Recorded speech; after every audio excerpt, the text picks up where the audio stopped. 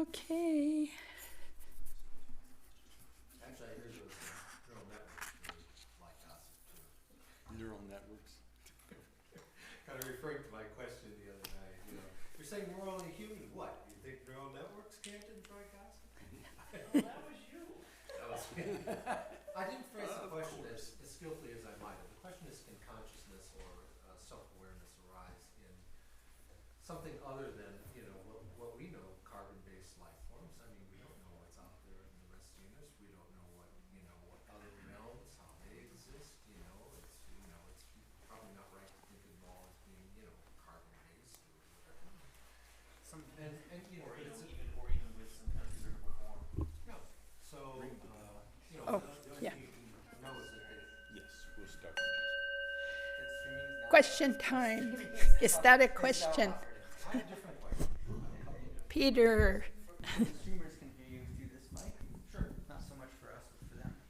So I'm hoping that you might indulge me to give a little context. This relates to 2 or 3 questions that came up during the teachings that I'm trying to kind of make sense of or coordinate the responses. And of course, the first one had to do with the nature of abortion, or the consequences of choosing to have an abortion. And my understanding of the response was, yes, there is responsibility. This, results in negative karma, and we can just parse this thing so closely. So, is that still the case? And if it imperils the life of the mother, kind of thing. Let me jump back one step. We were talking about we were talking about dying, and how do you make the choice about whether or not to receive treatment? And it seems to me that the decision that that there has to be a discernment about where is the greatest benefit. You have to make a choice based on your level of knowledge or awareness. And it seemed to me that you could apply that same rule to someone's choice to have an abortion. I'm not, this is not my best. I'm not happy doing this, but in the way that I understand my life, my capacities, my abilities, what is best for this unborn child, then this is the choice that I'm making. Okay, got it. And maybe we should just take that piece because it's already pretty big. it is. And then if you can hold the next Well, one. let me just throw this last little piece in, Okay. which was that These aren't little so far. today, when we were talking about the third bardo of dying or after death, Rinpoche was talking about how we become attracted to, and he was even talking about a couple that were making love or whatever, which seemed to imply that our mind would enter at conception. Yes, that's the teaching. And that, so then, and yet, there was also a distinction. He also said that that bardo ends at birth. So a gestating child is not in the bardo of life, but remains in that other bardo. And what is the relationship between those in terms of a mother's choice? And then you can also throw in the fact that countless pregnancies end naturally. You have spontaneous abortions. Yes. Okay. And so, in terms of that mind. So I have a lot to work with here, and you could keep going, but where it comes to is a couple of things, and then of course we'll hear from others. First of all, every single action we do, whether it's abortion, not abortion, getting pregnant, any of these have karmic consequences. We can't, in our mind state, until we're fully awakened, we're bound by karmic consequences. Okay? No one is saying, including Rinpoche, that when someone has an abortion, it's bad or wrong. No one is saying that. What he said is it's the taking of a life. And we drive cars and we kill bugs, we take lives. When we're in, Cars referring to. we drive cars and we go Oh, over okay. bugs. Windshield? Windshield, under the tires. We eat vegetables. Bugs get killed when they're harvested. We eat meat. We eat eggs, so chickens are harmed. I mean, it's not like there. So everything that we think, say, or do sets out a karmic ripple. Good, bad, neutral. Those are the three kinds of karma. Good leading to no suffering, bad leading to suffering, and neutral, what it says, neutral, like sleep. They call sleep a neutral karmic activity. So if I'm a woman and I have an abortion because I'm very poor and maybe my husband's cruel and I can't feed the 3 kids I have, and I didn't want to get pregnant, but I got raped. I mean, go on and on and on with the circumstances. If I choose to have an abortion, everything depends on my motivation. All karmic actions depend on your motivation. So if my motivation is, as you pointed out, I've weighed out all these factors. I've got 3 hungry children. I've got a cruel husband. I'm at the end of my rope. I think the kindest thing I can do is send this being back, And that person's going to have different karma than someone who says, oh, I went out and I got drunk and I didn't use any birth control and I didn't care. I was just having fun. And oops, I'm pregnant. Well, I'll just dump it. I don't have any sense of responsibility. Different motivations, same action, both abortions, different motivations. So the karma, Distinction to make. let me just finish one thing. So the karma is going to be different. And what it's going to be, I don't know. Rinpoche doesn't know. You don't know. It's going to be an unfolding. The Buddha, they say only the Buddha can then trace that particular karma and say to that woman, oh, because you did that in 10 lifetimes, this is going to happen to you. Yeah, okay. Well, like I say, I appreciate the distinction you made about motivation. That wasn't really something that, although I appreciate the distinction you made about motivation. Perhaps, it would have been good to. So, and the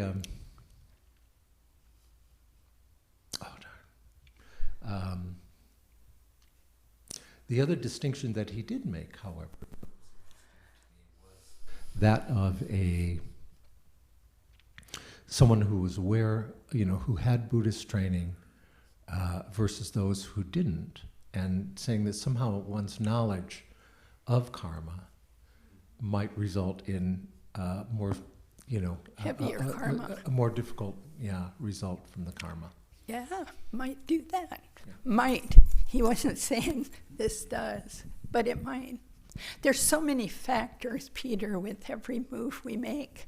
Sure. That, we cannot, not that you're trying to, but we can't make a direct equal sign. You do this, this will happen. No. And I know Too in some many ways I'm trying factors. to defend the decision of a woman, or understand and Which woman? not judge a decision that a woman makes to. Yeah, but I'm really serious when I say which woman in which circumstances with which kind of motivation. Well, And we wouldn't know. Those are and all I wouldn't judge either fluctuating. of them. Yeah, I wouldn't. good. I don't know their circumstances. I don't know their background. Yeah. There's a certain appearance to me you know, but I don't see everything. So I don't think, you know, I would have difficulty, you know, condemning one and understanding the other, if you will. Yeah, I think the statement that there are karmic consequences is not a condemnation, not a judgment. It's a description. Okay. Thanks. That might help untangle it. Yeah. Anything to add? I would just add that I think questions like this, which are so easily traced to larger arguments, you know, or mud wrestling, you could say, in our society in terms of Political. slinging mud back and forth at each other for having different kinds of opinions about it. When these come up, it's very easy for for us to kind of collapse into the common threads of argument and not look more carefully and not let go of having to have one side or another, and think in terms of whether we are supporting or condemning. So I think that's one of the things that I think is very difficult when these kinds of questions are brought up, is to step back enough to cultivate our humility about what we know, and to cultivate some kind of open-heartedness for the flux of suffering that's continuous in all aspects of this, everything connected to it. And to shift from, and it's very hard to shift from a frame of reference where something is right or wrong, and it's my side or not, to the perspective of consequences and the dynamic play of circumstances. That's a really tough one to step out of that. But I think that's actually one of the things that Buddhism can actually bring to the table in terms of the discussion and I think it does soften things quite a bit. We're not right at the moment. We're not really big on gray areas, just in general. Society. As a society, as a society, we're not doing gray areas right at the moment. But even if we were, it's not a matter. The notion of really thinking in terms of the dynamic play of consequences and suffering, and the pervasiveness of suffering throughout all these circumstances. It's not like just now we've identified one suffering, and now we're going to find out who's at fault, and then we'll have it nailed. Yeah. It's much more, and then we'll do whatever. So it's a much more open-hearted engagement with the whole panorama of it. So. Yeah, not right and wrong, but suffering or no suffering. And it's all suffering. Yeah, I think these are great points. I think it's always unfortunate when we have this black and white viewpoint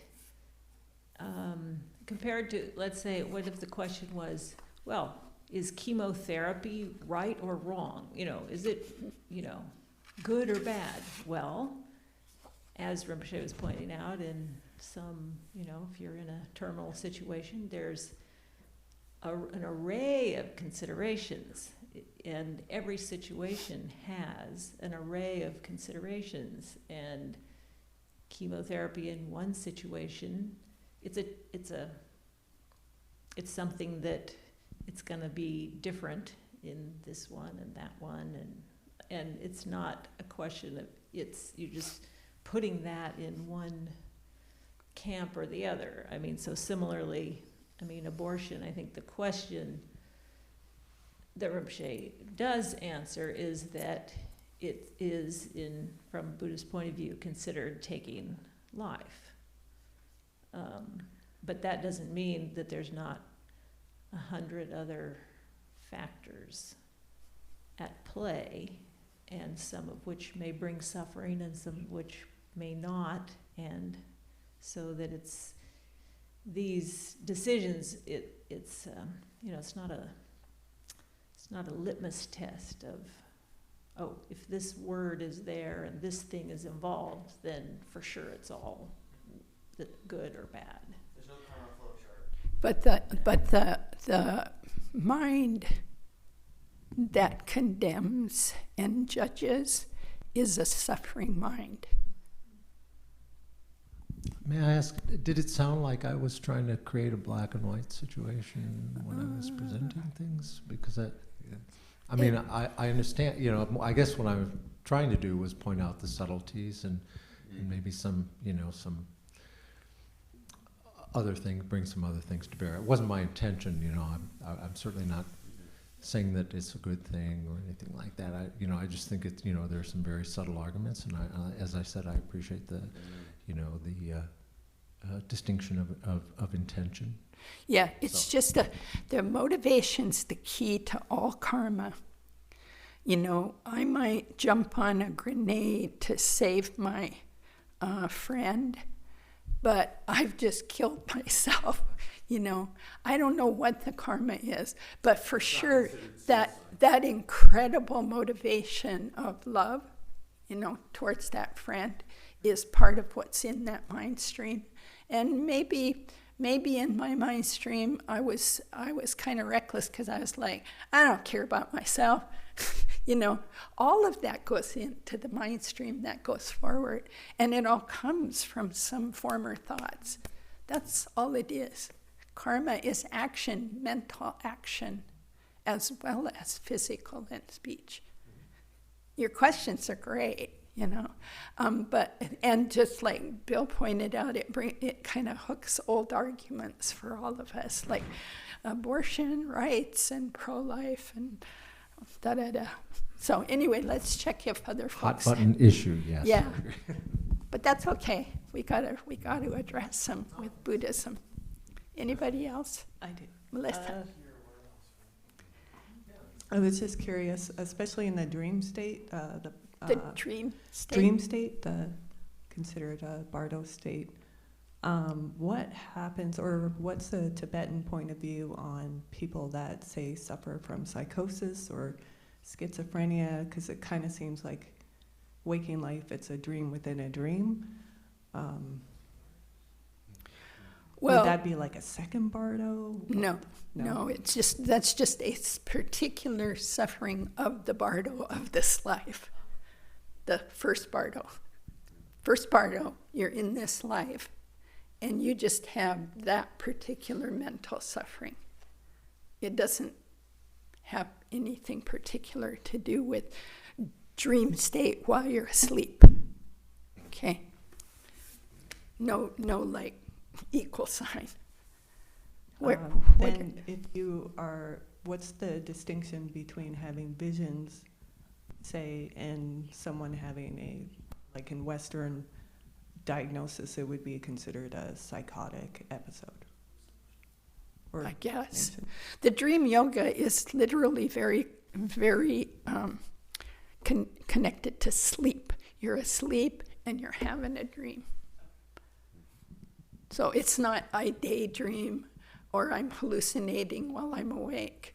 It's not that. Those are just different kinds of mental suffering. Does that get at it?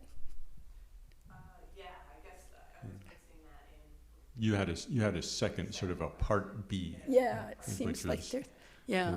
In terms of the waking state and it's actually a practice suggestion as opposed to a philosophical state, saying to regard the waking state like a dream. It's actually a practice method. It's not a philosophical statement.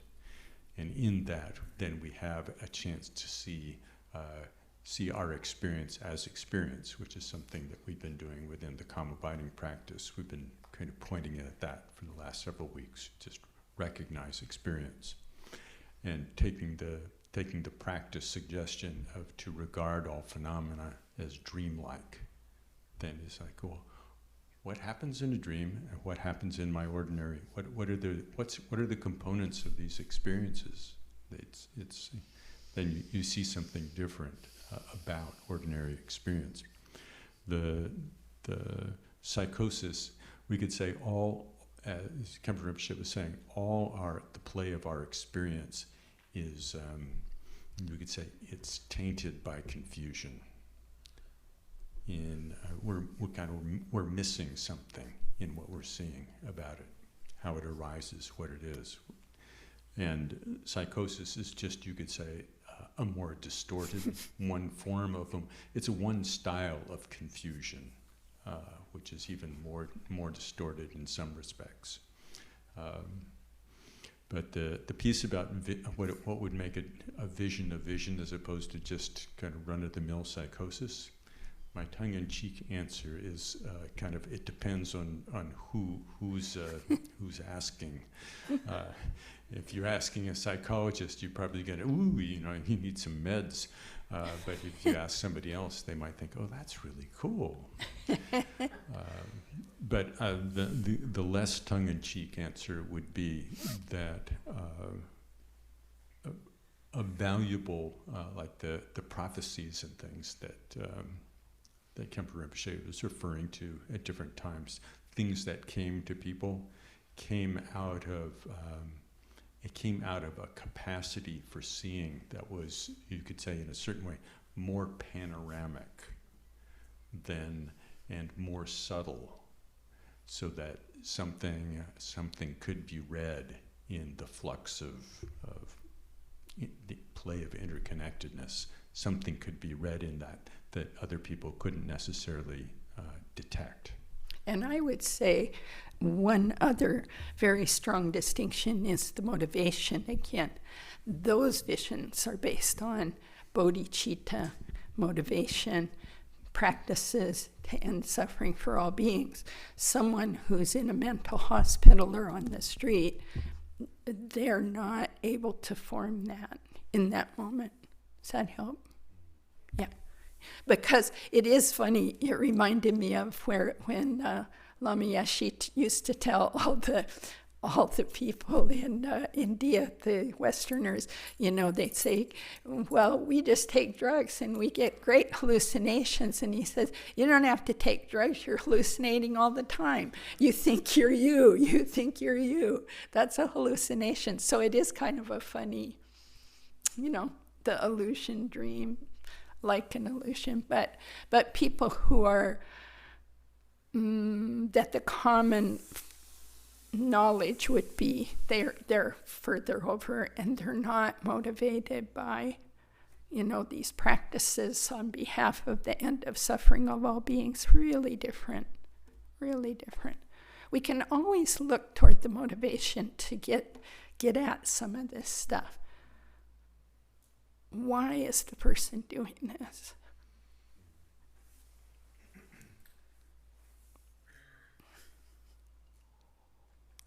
I had a question that I wasn't able to ask today regarding the bardos, and it seemed to have more of a slant today on the special opportunity that we have to see into the nature of our minds at the moment of death. And we've discussed the bardos in the past, in particular kind of talking about that every moment right now we have the possibility of seeing into the nature of our minds already, and that we don't often do that. So what makes the dying process special or an extraordinary opportunity versus this moment right now? I'll tell you what I have been taught. First of all, your 5 senses shut down, and they're shutting down. I'm already feeling them shut down at 70. Hearing starts going, sight starts going, smells a little bit less, taste a little less. I remember when my mom lived to 101.75, she just ate because she needed to eat, but she'd say, this doesn't have any flavor. Nothing has flavor. So all of them shut down. The touch becomes not very sensitive. So right now, those 5 are just feeding in constantly. I'm seeing red. I'm seeing you. I'm hearing my voice. I'm smelling smells. They're just going. So imagine those shutting down. Wow. Just try imagining that. What would be going on? And then the 6th sense, the mental sense, that we constantly filter everything through. So we rarely directly sense touch, for example. As soon as I touch, I go skin. Oh, I feel my vein. I'm right on it conceptually, almost before I have a experience. And that mental sense is so strong, and it's functioning all the time. As we die, that shuts down. That conceptual, mental, figuring it all out. So that's a piece of why there's an opening to this more subtle, inclusive state of mind. That's the one thing that I know from teachings, but I'd like to hear more. Can you see how that would work? The distractions just totally disappear, much more than even in a retreat. Yeah, They're like the elements are breaking down, the faculties are breaking down, everything about you is kind of like so all this input stops. Dissolving, so yeah, I could see that. Yeah. So you're not pulled in 6 directions at once. Yeah, that's the basic thing. It's like all the stuff that would draw you back to our current feedback loop. That's broken, and there's also a kind of the shock of it. It's like it brings you into some kind of freshness. Whether you can catch that and use the freshness to look at the experience or not, that's a different question. Yeah, it seems like the trick is to not freak out about it or to not get really scared and become distracted by that process, because I imagine it is extremely disruptive as well and scary. Yeah, they say it's like, I'm trying to remember who I read, but like a shock, like when you get really scared without any warning, like, somebody jumps out at you, like my brother used to do that, hide in the basement and jump out at me all the time, and everything would just freeze. My heart would just pound, and it would be like you're just like that. And that's a bit of why it's a little hard to stabilize, because that'd probably be the first or so time. The Dalai Lama said even when he just had an inference of that state, in other words, not a direct experience, but the Gelug's have this thing right before direct experience called inference, that he felt a shock to his heart, and he really had a hard time for the next 3 weeks kind of connecting with people. And it reminded me of the story of the Buddha. When he woke up, he was just like, I can't teach this to anyone. He didn't teach for 6 weeks or some period of time. In the sutras, it says 6 weeks. He was like, no one will believe. How could I explain it? So it's an intense thing. And that's why I like that little verse I recited about the city of Gandharvas.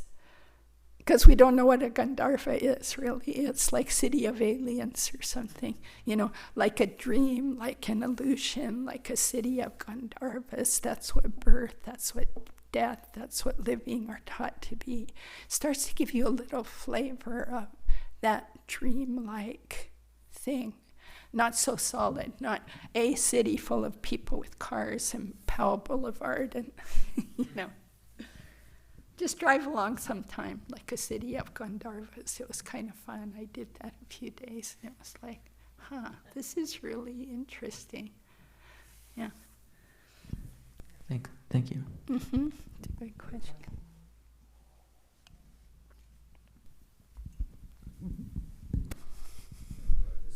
You may regard this as tongue-in-cheek. So Shay was talking about the dream bardo. He's got into the notion of lucid dreaming, of becoming aware that you're in a dream, and then doing different practices, multiplying and transmuting or transforming. He also said, you have the sense that you want to fly, you want to go to New York, you make some wings and you fly, yeah. And the thing is, I sometimes have lucid dreams that I'm flying, but I don't sprout wings, and I'm just wondering, is that wrong? Am I doing it wrong? Yes, Peter, it's a terrible fault. Don't do it anymore. I must confess, I'm not terribly, I can't go really high or fast or anything. But the mind is what's going, so you won't need wings. It's the mind. But your question did remind me of a great book called Dream Yoga, if anyone's really interested, by Andrew Holacek. And I've read about 3/4 of it, and then it got so difficult to even follow. But the part that I really got from it is that, as Rinpoche said, we would only do this. It's all mind training. So if we can train the mind to wake up in the dream, but stay in the dream, most of us wake up and our dream is gone, can barely remember it. But you're asleep and you're dreaming, and then your mind stays asleep and dreaming, but says, this is a dream. I can manipulate this. And there's many steps leading up to this. You do all kinds of things, like take a nap in the middle of the day and try it, and do this and do that. You have to be practicing your meditation. And being able to manipulate that dream becomes an analogy for manipulating this life. This is also like a dream. So we can make things happen. We already know that. Here we are sitting look at this place. How do we make this happen? This feels very dreamlike. And if you look at it, do you remember what this looked like when we were tearing the rugs up? The dirt and the nails? That dream's totally gone. And now this dream. And then when we walk out of here and we go home, that's the dream of our house and apartment and spouse. And then the dream of work starts and the dream of sleep starts. And it just keeps going like that. But we think, at least I think, that each time I'm in a very solid thing with Zopa, Zopa is now here and Zopa's now there. Everything's really solid. This will always be here. When I come back, same Pecha table, right? Wrong. But I will see it like the same one. So we keep doing that. We keep solidifying. We keep doing that. All we have to do is stop doing that. And then the reality is right there. I can say that. I don't get it, but I say it. What's that? Just stop adding all this stuff on. You have to put $1 in the just box. Put $1 in the just box. We had a box when we were Yeah. in construction. And if somebody says, well, we can just, you have to put $1 in. We can just knock that wall out, and we can just put a door in there. But in your dream, you'll be able to. Let's say you had a dream of this place, and you said, oh, I want to knock that wall down. And then think about the walls that got knocked down here. Not so different in a way. All starts in the mind. Someone had the thought, just make a door. In the dream, you can just make a door, or don't even, just go through the wall.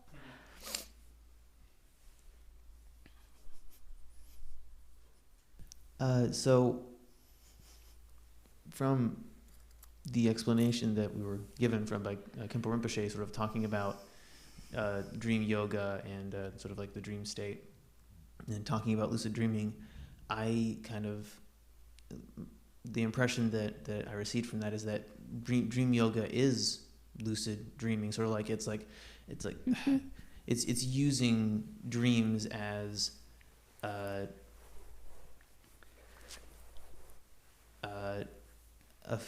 would you call it, sort of like a place to practice mind training, sort of like a place to like train the mind to experience sort of like limitlessness, like anything can happen, sort of like it's just like it's like a ground upon which to practice all the stuff we talk about practicing here already, but it's just in the context of a dream where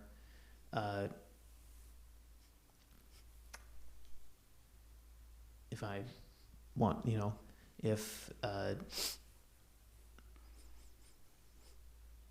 want to turn into an animal or something like that, or I want to turn into Chenrezig, I can just do it. Yeah, spot on. That's what it's for. It's a mind training. It's a mind training practice. That's really cool. Yeah, to get to another way to get at what we work on getting at with Chenrezig practice or Green Tara practice. All of this is to shake up our sense of this is the only world there is, right here, right now. And I'm here, you're there. Yeah, we're sort of connected, but not so much. And if I don't like you, not at all. And if I like you, a whole bunch. I mean, it just tries to throw that up in the air. Yeah, well, for a long time I was pretty dismissive of sort of dream yoga practice and didn't know a whole lot about it, but was nevertheless very dismissive of it, and didn't understand sort of like how working with dreams could translate to progress in waking life. Yeah. And now I'm kind of seeing things as the reverse, because, and I'd appreciate some general feedback on this. It seems to me that because in the dream,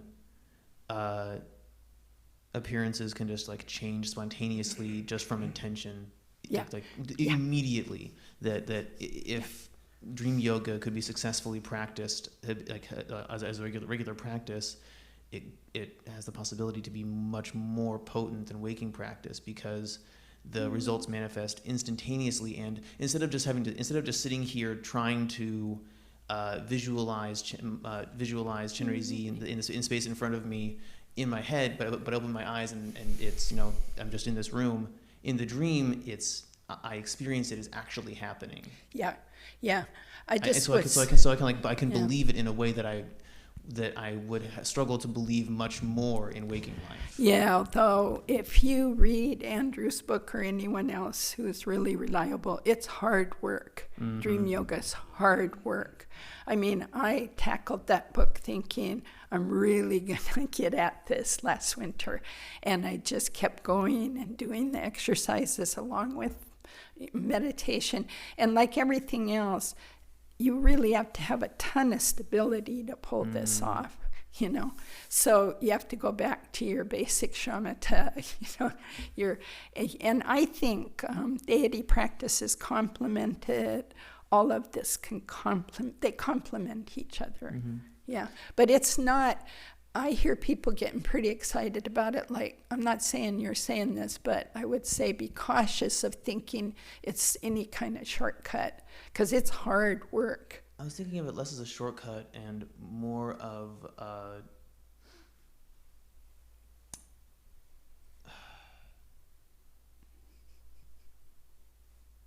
a way to practice with more like an aid to confidence almost, or yeah, it can be if you're willing to put in the hard work. Yeah. It seems like it'd be a lot easier to.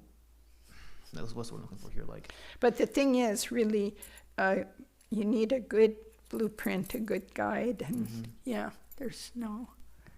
Well, I mean, I've experienced, one instance that came to mind pretty quickly when sort of this talk of lucid dreaming, kind of like in like sort of like intentional action in dreams and being aware of that one is dreaming when one is dreaming reminded me of an experience I had, and it wasn't lucid dreaming, but I was dreaming, and I was just walking down a back alley somewhere, tall buildings around me, and suddenly this like thought just kind of popped into my head of, you know, like if I focus really hard, really intensely, I can fly.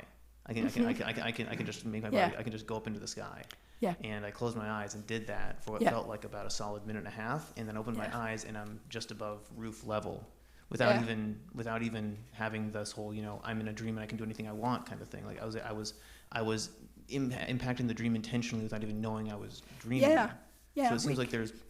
Yeah, we can have those experiences. It seems to me like dreaming. Yeah, we can have those without dreaming. Okay. The issue is to stabilize things and be able to do it, not just randomly. Not just the one time. Yeah. Okay, Yeah, and I not see. randomly, and not. So you might, if you're interested, read that book. So you'd start seeing what it takes to lay the groundwork for it. I'll look into it. Thanks. Yeah. I mean, my understanding is it's not so much about the fact that we could, you know, whatever, go to New York in the blink of an eye. Like, there's no point in being in New York. Exactly. I mean, to me, I think the point of it is more this to learn to recognize the unsubstantiality and the fact that things are emanating from the mind. So it's not about getting something done because it's so efficient, because we don't have to use airplanes. Oh, okay. I was thinking. Yeah, and so, and another feature seems to be not that it's a way to practice instead of, you know, daytime practice, but it's a way to make our practice life more 24/7, so that we're kind of using all of our time, and that brings more focus, and so gives us more potential to actually, you know, make changes, the kind of radical changes that practice could make. Okay. And again, motivation, not for fun, not for excitement, not for a new thing to do, but, as Doris says, to up the game of, I don't want to waste my sleep, you know, for the benefit of others. Can I sleep for the benefit of others, and dream for the benefit of others, and train my mind even during sleep time? I guess, like, so I was kind of thinking, the sort of the angle I was coming from, sort of like the sort of, what would you call that, the effectiveness of working with practices in the dream state, like especially visualization practices would be like sort of like I think you've talked about this before, but Bill, sort of like the clarity or the vividness of the visualization. My line of reasoning was that it'd probably be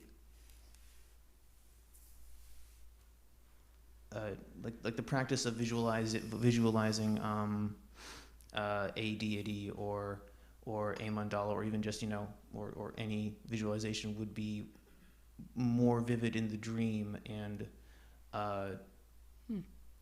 like because in dreams we're just kind of spontaneously, like, moment to moment, generating this incredibly real feeling thing.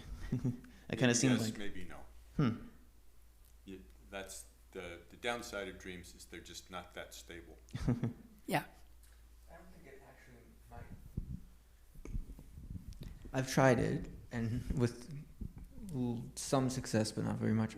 I don't think it's actually necessarily that much easier, or like provides more clarity, or is some sort of shortcut or anything like that. I mean, I think it's just like we were talking about, like, it's a third of your life that you're asleep, you know, and so it's just another opportunity to use that time. But I don't think it's necessarily easier or provides a more special opportunity in my experience at least, that you can like have a moment where you like transform yourself into an animal, and then like the dream slips on you, and then all of a sudden you're a car without intending to be a car. And, you know, and, And like, what did you get? Yeah. it's like, well, okay, well, I had that moment where I was able to do it, but can I really do it consistently, you know?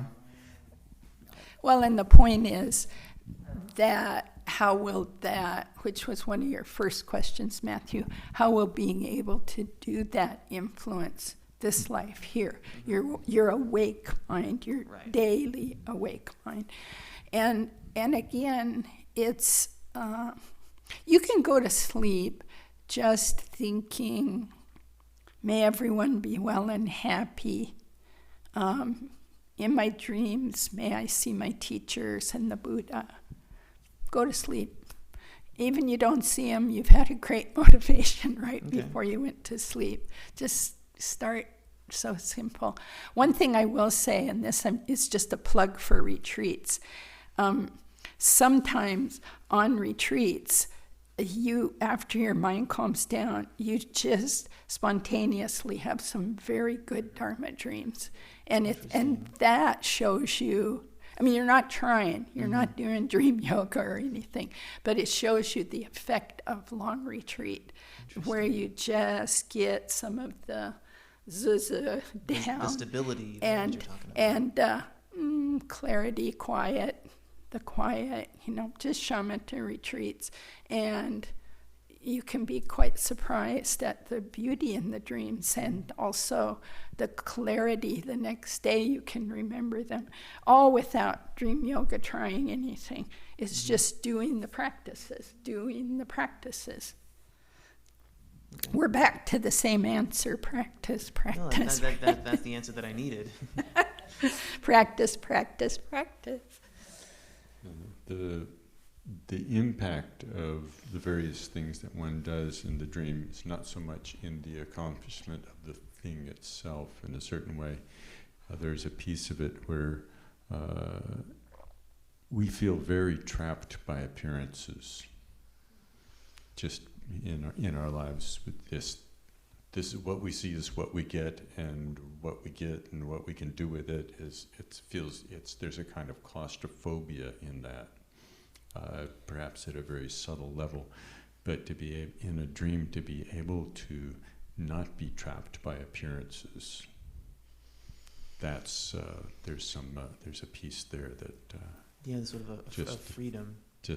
that we're not stuck there, and so wherever we are in the cycle of wake or sleep, we're not intrinsically stuck. Yeah. That's the key. Sort of like We're not stuck. Then- And there's no moment you're stuck in attachment. Mm-hmm. No moment you're stuck in discouragement. And This will be the last thing, and then we'll since check if anyone else with has a that question. freedom, because like what we talked about, sort of like regard all phenomena as dreamlike. Mhm. Waking life is just as limitless and boundless as dream life, but it's much more immediately apparent in the dream, because things just happen. You know, I'm a car all of a sudden, or all of a sudden there's an ocean next to me, and there's a whale, and there's a whale all of a sudden. Like, you know, Yeah. that limitless is so just like visually like in my face. If we notice. Mm-hmm. If we know, if we wake up in the dream or we wake up in this dreamlike illusion. Is that kind of the trade-off? Is that like No, in they can both happen. I mean, but like in the dream, it's immediately apparent, but I have to notice it, and it's much both. harder to notice Mhm. that. We always In the need to dream. recognize. If you don't recognize, you're just lost, Mm. whether you're asleep or awake. Is that part of the difficulty? Is that like, you know, is that intention is sort of like it's so much more difficult to recognize what's really going on in the dream? More Can so you than- recognize right now that you're in an illusion-like state? It's a pretty high recognition. Not at all times not and like, stabilize it. not like a moment to moment. Right. You know, I can think that I can So have, I can, start I can there. have a thought of that, but it's not my reality. Yeah. Okay, anybody else? Questions? Not a question, This will be the last one. maybe an observation. Yeah, good. So my understanding is that some of the the difficulty we might have in viewing this as not inherently existing, just arising from causes and conditions, like a rainbow appears. There doesn't exist inherently, but because of the rain and the sun, we have that experience of a band of colors in the sky. I was just going to mention that researchers study people who's while they're sleeping and who are able to lucid dream, and they'll have them do an act like count to 10 or wave their arms or something, and they're able to determine that the actual brain activity, and question about whether mind, the relationship between mind and brain, but the brain activity is exactly the same in waking as it is in sleep. The difference is that during sleep, that activity is disconnected from the body. So we're not burdened by the body of, that connection in the dreams. In the same way that I understand, though, leads to some of the terror during the process of dying, mind which has in some ways been corralled by its connection to the body, no longer has that connection, and in the way things arise, now they go to extreme. So anyway, thank you. Okay, shall we dedicate? Thank you all for good discussion, good questions. By this virtue may I quickly realize Mahamudra and establish all beings without exception in this state.